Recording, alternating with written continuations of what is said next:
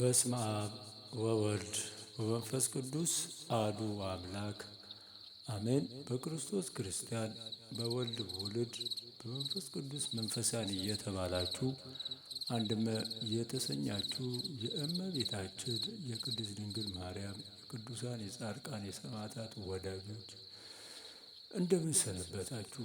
እንደምን እዚህ ሰዓት ደረሳችሁ? እንኳን ለዐቢይ ጾም ሰባተኛው ሳምንት በሰላም በጤና በፍቅር አደረሰን። እንግዲህ በዐቢይ ጾም ሰባተኛው ሳምንት ኒቆዲሞስ ተብሎ ይጠራል። በቤተ ክርስቲያን ትውፊት መሰረት የዐቢይ ጾም ሰባተኛው ሳምንት ኒቆዲሞስ ይባላል። በዕለቱ የሚነበበው ወንጌል ደግሞ ዮሐንስ ወንጌል ምዕራፍ 3 ቁጥር 1 እስከ 21 ድረስ ያለውን የኒቆዲሞስን ታሪክ በደንብ አድርጎ ይነግረናል ማለት ነው። እንግዲህ ይሄ ሳምንት በኒቆዲሞስ ተጠርቷል ማለት ነው። ቅዱስ ያሬድ ከሰየማቸው ሳምንታቶች መካከል ሰባተኛው ሳምንት የዚህ ሰው ታሪክ በደንብ አድርጋ ቅድስት ቤተክርስቲያን ትተርክልናለች ማለት ነው። ኒቆዲሞስ ማን ነው? የስሙን ትርጓሜ አስከትለን እንመለከታለን ማለት ነው። ኒቆዲሞስ የስሙ ትርጓሜ በግሪከኛው አሸናፊ ወይም ደግሞ የሕዝብ ድል ማለት ነው ማለት ነው። እንግዲህ የስሙ ሲተረጎም በግሪከኛ ነው ማለት ነው። እንግዲህ ኒቆዲሞስ የሚቀው የአይሁድ አለቃ እንደመሆኑ መጠን በስልጣን፣ በእውቀት፣ በሀብት በእነዚህ ሶስቱም ያካበተ ከፍተኛ ሰው ነበር ማለት ነው። እነዚህ ሶስቱን ነገር አስተባብሮ የያዘ ነው። አንደኛ ስልጣንን፣ ሁለተኛ ደግሞ እውቀትን፣ ሶስተኛ ደግሞ ሀብትን።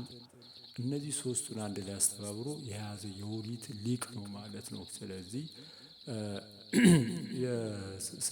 እነዚህ ሶስቱን አንድ ላይ አስተባብሮ የያዘ ሰው ነበር ማለት ነው። ከዛ ቀጥሎ የፈሪሳውያን አባል እንደመሆኑ መጠን ምን ያለ ነው? በሕጉ የተወሰደ የኦሪት መምህር ነው።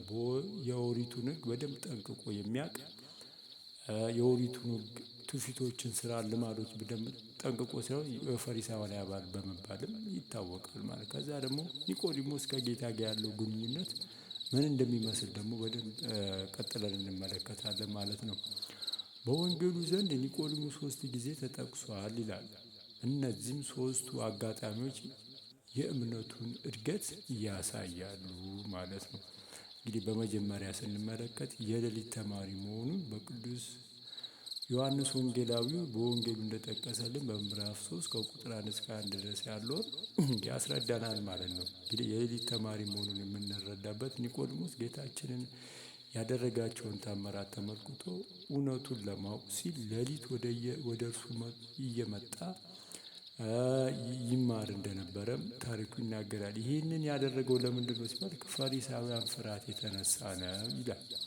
በሌላ መልኩ ደግሞ ትህትናውን ለማሳየት ይላል። ትህትና ያሳያል። ታላቅ መምህር ቢሆንም ራሱን ዝቅ አድርጎ በመማር ራሱን ምን ብሏል ማለት ነው? አብቅቷል ማለት ነው። ስለዚህ ኒቆዲሞስ እነዚህን ነገር ይዟል። ከጌታ ጋር ያለው ሌላ ግንኙነት ደግሞ ምስጢረ ጥምቀትን በተመለከተው ትምህርት ከጌታ የተቀበለ ጌታን ተቀበለ። ከውሃና ከመንፈስ ካልተወለደ ወደ እግዚአብሔር መንግሥት ሊገባ አይችልም ብሎ ጌታችን በትምህርቱ እንዳስተማረው ቁጭ ብሎ ትምህርቱን የተማረ መጀመሪያው ስለ ጥምቀት ማለት ነው ኒቆዲሞስ ነው ማለት ነው። እንግዲህ ኒቆዲሞስ ከጌታችን ስር ቁጭ ብሎ ስለ ምስጢረ ጥምቀት በደንብ ተረድቶ በደንብ ተምሮ ወደ ተግባር የለወጠ ሰው ነው ማለት ነው። እንግዲህ በዚህ ቀጥለን ደግሞ ስንመለከተው ሸንጎ ነው ወይ ደግሞ ዳኛ ነው፣ ተከራካሪ ነው። ስለዚህ ይህንም በሸንጎ ፊት ተከራካሪ መሆኑን ደግሞ ዮሐንስ ወንጌል ምዕራፍ 7 ከቁጥር 38 እስከ 42 ያለውን ስንመለከት አይሁድ ጌታ ሊይዙት ሲሉ ኒቆዲሞስ ሕጋችን አስቀድሞ ሳይሰማ በሰው ይፈርዳልን በማለት በመከራከር ለጌታ ሞግቷል ማለት ነው። ስለዚህ ስለ ጌታችን ሲሞግትና ሕጋችንን አስቀድሞ ሳይሰማ በሰው ይፈረዳልን? ሕጋችንን አልሰማም፣ ስለዚህ ለምን ይፈረድበታል ብሎ ለጌታችን የተወሰነ መልኩም ተከራክሯል ማለት ነው። ከዛ ቀጥለ ደግሞ የቀብር ጊዜ አገልጋይም ተብሎ ደግሞ ይጠራል። የቀብር ጊዜ አገልጋይ ማለት ዮሐንስ ወንጌል ምዕራፍ 19 ከቁጥር 38 እስከ 42 ያለውን ጊዜ ጌታችን ከመስቀል ከወረደ በኋላ የአርማትያሱ ዮሴፍ ከአይሁድ ፍርሃት የተነሳ ተደብቆ የነበረው ኒቆዲሞስ በድፍረት ወጥቶ 100 ቅጠል ቅቤ ወይም ደግሞ ከርቤና ሬት የጌታችንን አካል ቀብተው ምን ብለውታል ማለት ነው?